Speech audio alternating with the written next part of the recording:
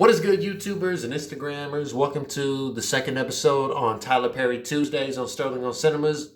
That's Cinemas with an S.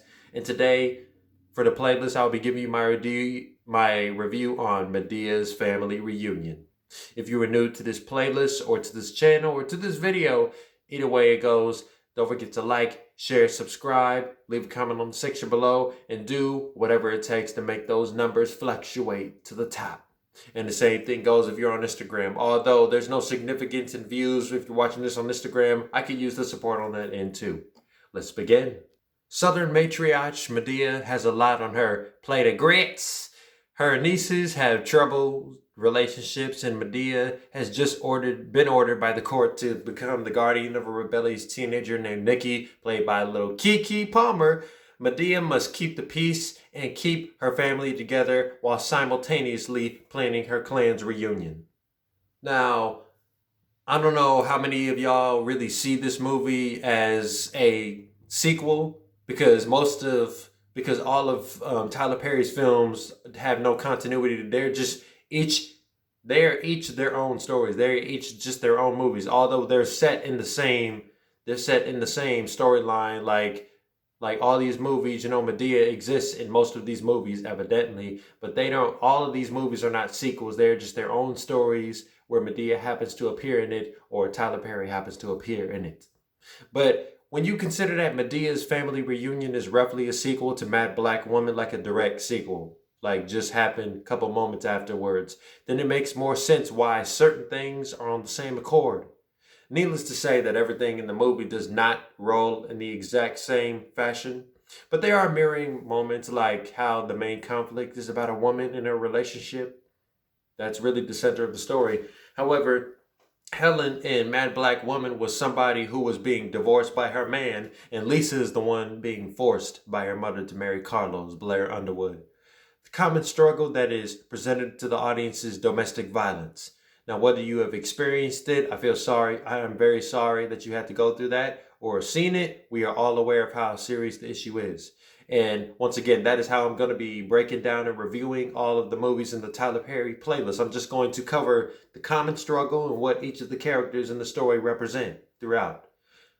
But there are other things taking place in the film than just one person's circumstances to take the audience's minds off of the central common struggle.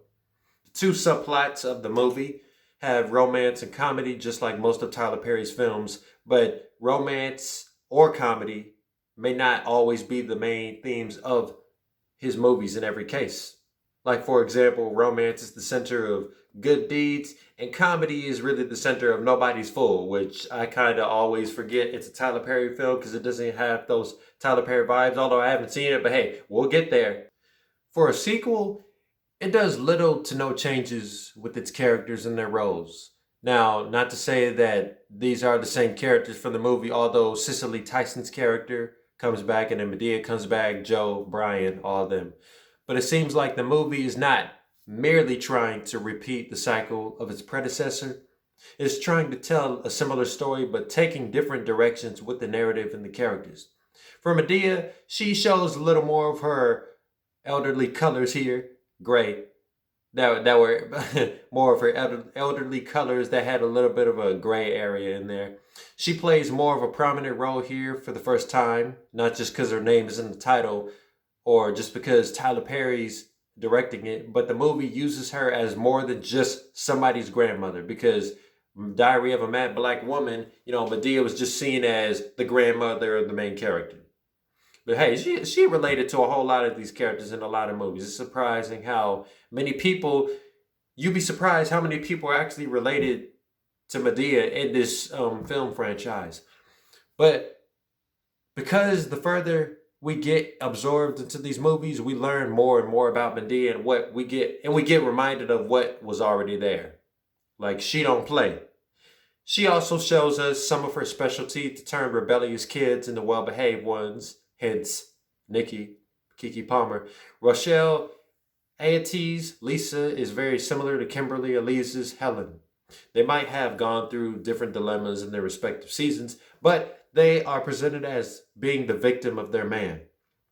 Remember, Helen Also found some resolvement in her life with encountering another man who was more Christ-like and more upstanding than the last one. This is a position that gets recycled with Vanessa, Lisa's older sister. Lisa did not come from a troubled marriage, but she comes from a tragic relationship with her father, which makes her reluctant to find any love.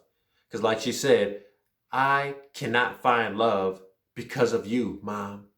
Because her mom set her father up to put her in a bad place that scarred her for life, and now she has a hard time finding any love or trusting any man.